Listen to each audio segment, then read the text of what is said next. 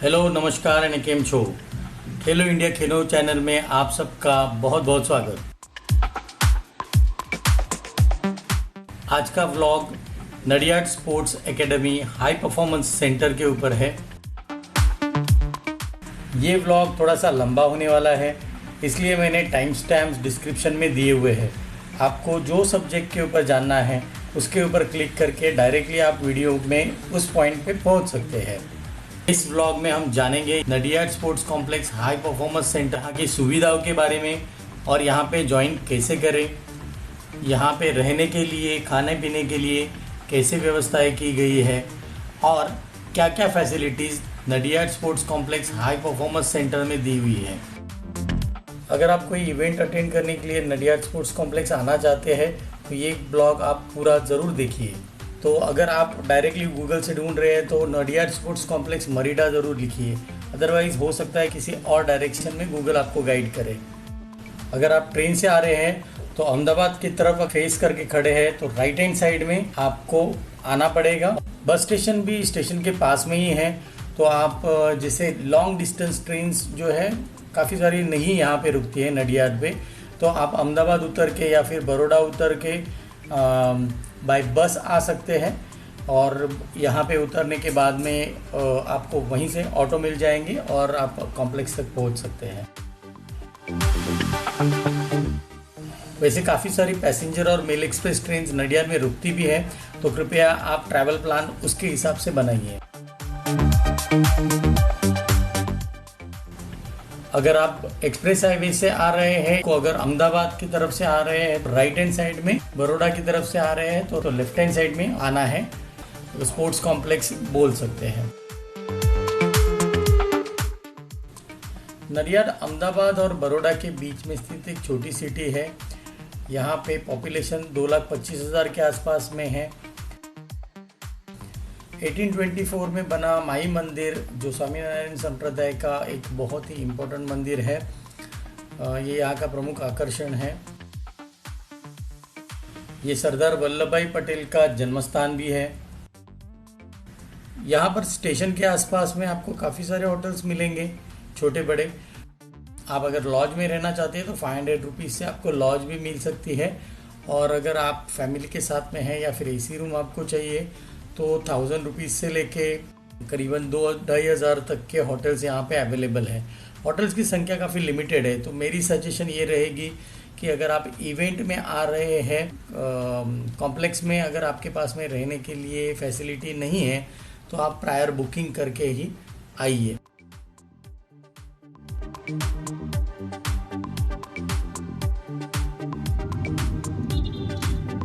Take the next left onto Marida Road.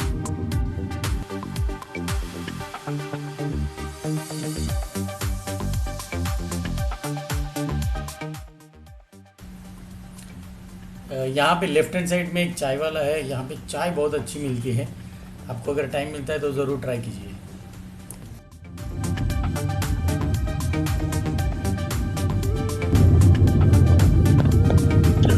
Take the next right, then your destination will be on the left. तो अभी हम Nadiad sports complex high performance centre मरीडा पहुँच चुके हैं। चलिए अंदर चलते हैं। यहाँ पे गेट ये इसका एंट्रेंस है। यहाँ पे भी पार्किंग नॉर्मली यहाँ पे करनी चाहिए, बट हम लोग अंदर गाड़ी ले जा सकते हैं, इसलिए मैं अंदर लेके जा रहा हूँ। और काफ़ी खूबसूरत लग रहा है अंदर, क्योंकि सिटी से जब आ रहे थे तब it was like a mix feeling कि अंदर कैसे रहेगा, बट नहीं, काफ़ी अच्छा बनाया हुआ है, काफ़ी बड़ी जगह है।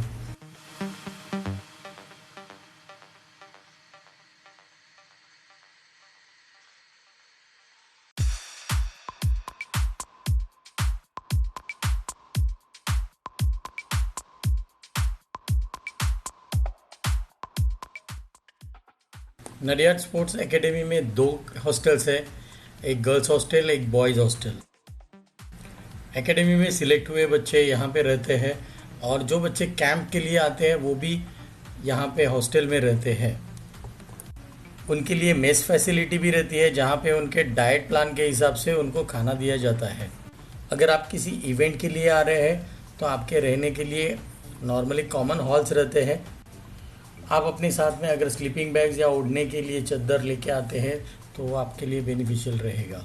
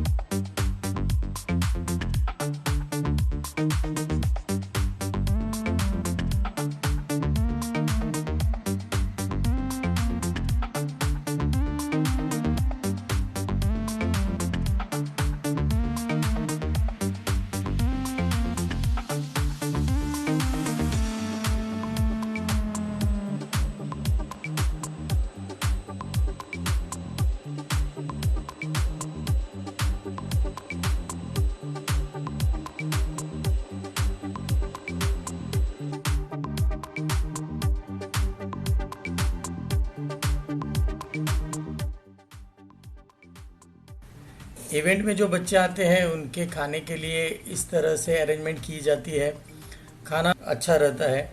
और अगर यहाँ से बाहर आप जाएंगे तो इतने अच्छे होटल्स भी नहीं हैं आसपास में, तो बेटर आप यहाँ पे जो खाने का टाइम है वो मिस ना करें और टाइम पे जाके यहाँ पे खाना खाइए। और भीड़ भी काफ़ी रहती है तो आपको लंबी क्यू में कतार में इंतज़ार करना पड़ेगा, बट नॉर्मली सबको खाना मिल जाता है। जो पेरेंट्स देखने के लिए आए हैं या कोच और अदर स्टाफ आता है उनके लिए भी ये खाना फ्री रहता है।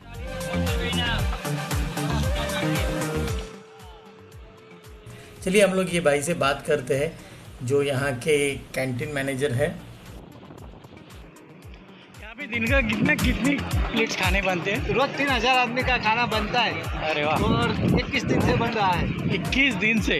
अरे वाह। अब तक 60,000 लोगों को यहाँ खाना खिला चुके हैं। कितने दिन में? 10-20 दिन में। Oh great. अच्छा है, खाना भी बहुत अच्छा है, स्वीट्स है। 60,000 लोगों को खाना खिला दिया है। आपका नाम क्या है? लाला भाई है, मेरे को पिरस्ते 25 साल हो गए। ओहो।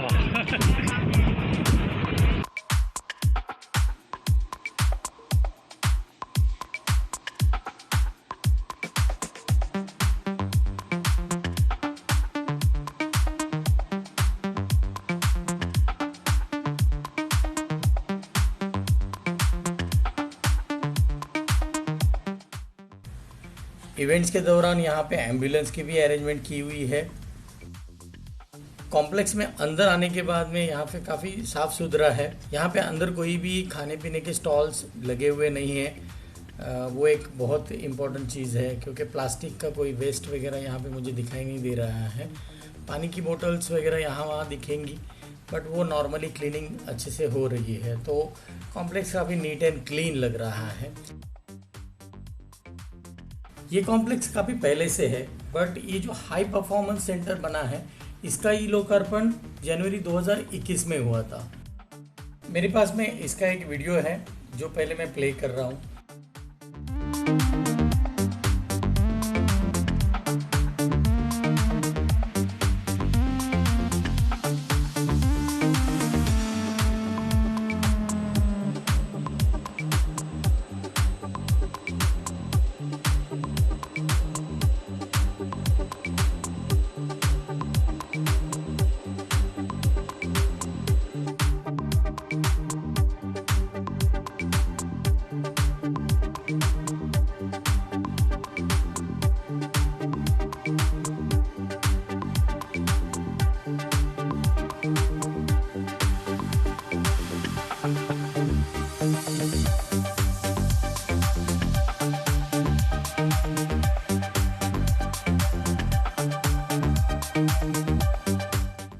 तो चलिए अंदर चल के देखते हैं एक्चुअल में फैसिलिटीज कैसे है।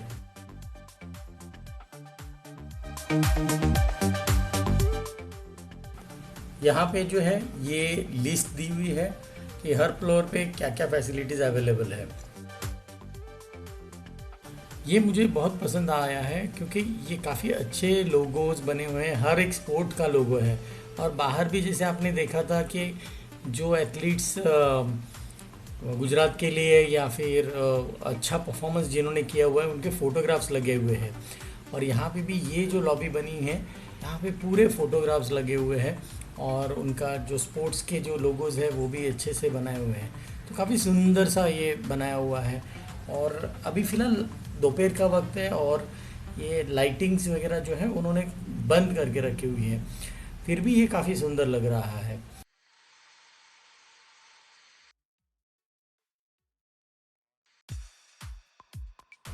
और जैसे मैंने कहा था कि जो बच्चे यहाँ पे खेल महाकुंभ के लिए आए हुए हैं वो फ़िलहाल इस हॉल में और ऐसे कई सारे हॉल्स में रुके हुए हैं।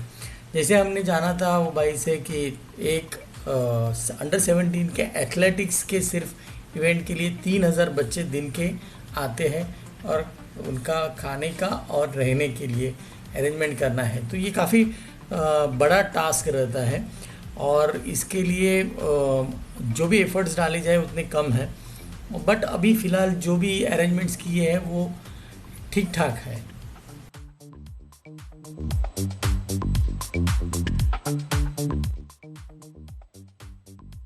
ये स्विमिंग पूल की व्यूइंग गैलरी है।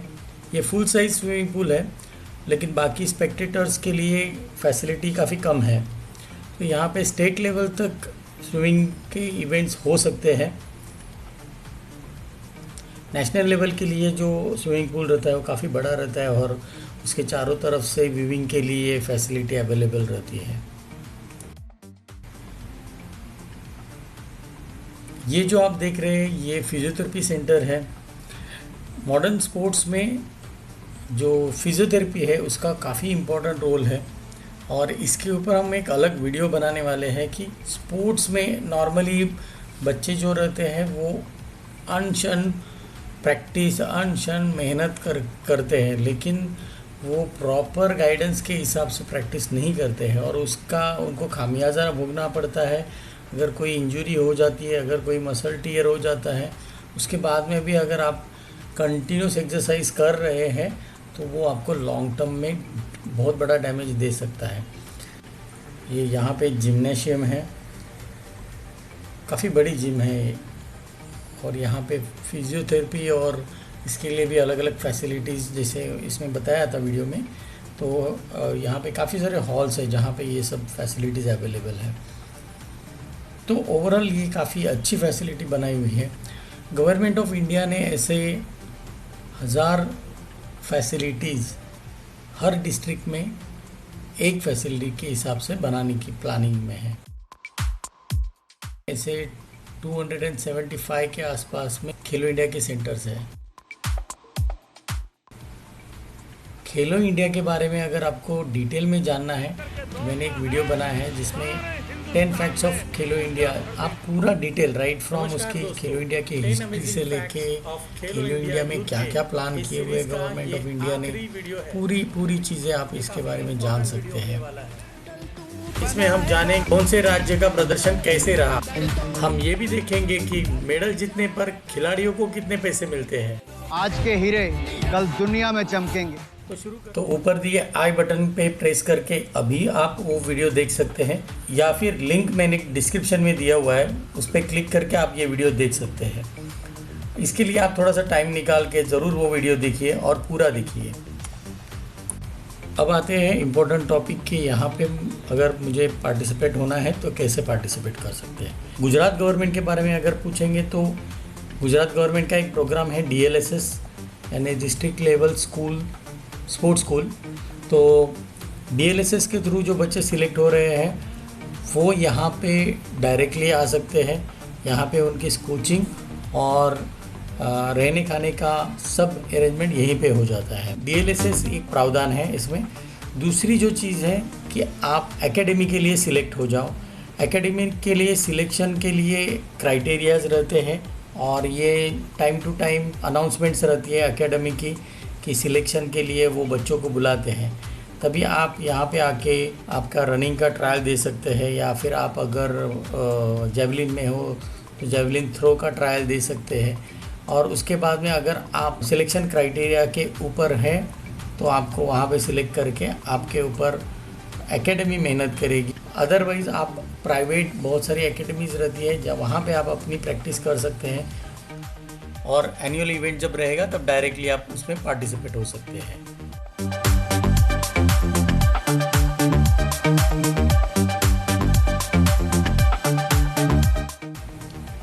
उसके अलावा साई भी यानी स्पोर्ट्स अथॉरिटी ऑफ इंडिया या फिर आपकी लोकल स्पोर्ट्स अथॉरिटीज़ भी काफ़ी सारी टैलेंट हंट्स करते रहते हैं और उसके लिए अलग अलग इवेंट्स अरेंज करते हैं, सिलेक्शंस अरेंज करते हैं।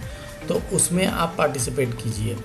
आप अगर एक एथलीट बनना चाहते हो या फिर आप एक अगर स्पोर्ट्समैन बनना चाहते हो या फिर आप एक अगर टीम स्पोर्ट्स के लिए खेलना चाहते हो तो आपको पहले अपने स्कूल लेवल पे, लोकल लेवल पे अच्छा खेलना पड़ेगा और उसके बाद में मेहनत करके आप आगे लैडर में जा सकते हैं। भारत सरकार ने खेलो इंडिया के तहत एक ऐप डेवलप किया है जिससे सारे स्कूल्स जुड़े हुए हैं। सारे स्कूल्स के पीई टीचर्स और प्रिंसिपल्स उस ऐप से जुड़े हुए हैं। अगर आप स्कूल में हैं तो स्कूल के पीई टीचर्स से या फिर कोचेस से, और अगर आप कॉलेज में हैं तो कोच या पीई टीचर्स टच में रहिए। उनको आप अपनी रुचि बताइए और उनको पूछिए कि इसके तहत मुझे आगे बढ़ने के लिए क्या कर सकते हैं और कैसे प्रैक्टिस कर सकते हैं।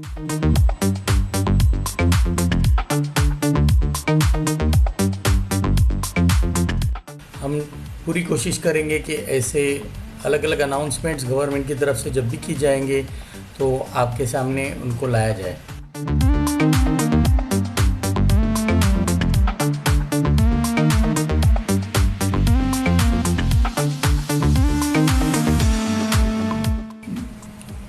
मेरा एक ही कहना है बच्चों को कि आप अपने परफॉर्मेंस के ऊपर जोर दीजिए।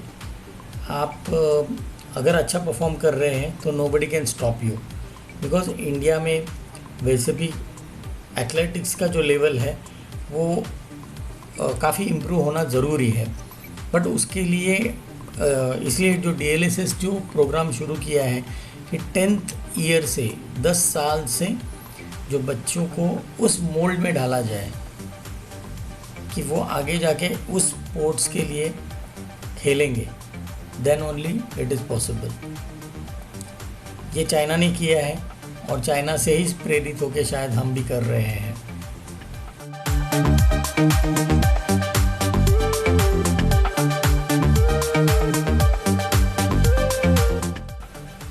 तो आप अगर नडियाड स्पोर्ट्स एकेडमी किसी इवेंट के लिए आ रहे हैं तो उसके लिए बहुत बहुत शुभकामनाएं।